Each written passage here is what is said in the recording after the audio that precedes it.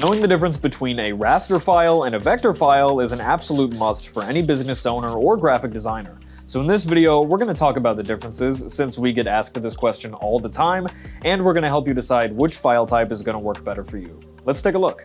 We're going to start by talking about raster files, which you're probably the most familiar with if you work a lot with photographs or high-resolution images. Your standard file types like PNG and JPEG are going to show up as images like this because they're made up of pixels. So digitally, these files hold a ton of different cells that include different shades of colors. Put together, these cells will form a full image, so the more pixels you have, the higher the resolution, or the sharper the quality of your image will be.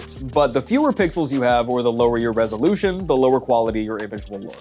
That means that if you're working with a photo or an image and you're going to scale it up or zoom in, you're going to lose quality. Raster files come in a lot of different file types that are used for a lot of different applications, and can typically be used in any photo or image editing software like Photoshop. Vector files are a lot different because instead of being made up of pixels, they're actually made up of lines and polygons. So they're really good for nailing down a super precise shape for a logo, a piece of text, or anything like that. That's why you can scale up vector artwork as big as you need it to be without losing any quality, because you're not working with pixels, you just have the actual path and shape of the design personally saved.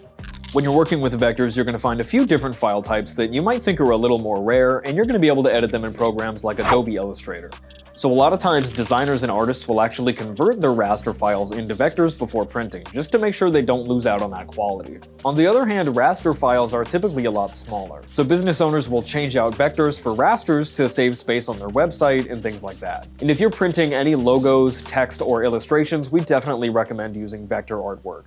And if that's not possible for you, you can definitely try getting the highest resolution raster file that you can. So knowing which files are which is going to make a big difference in how you're able to edit them and what you should be using them for. And every good business owner should have a few different versions of their main designs to make sure they can have the right applications for the right usage every time. At OnlineLabels.com, you can buy blank and custom labels and stickers of anything you need, from product labels to thank you stickers. So make sure to follow the link in the description. Thank you so much for watching this video, and make sure to subscribe for more business and labeling tips.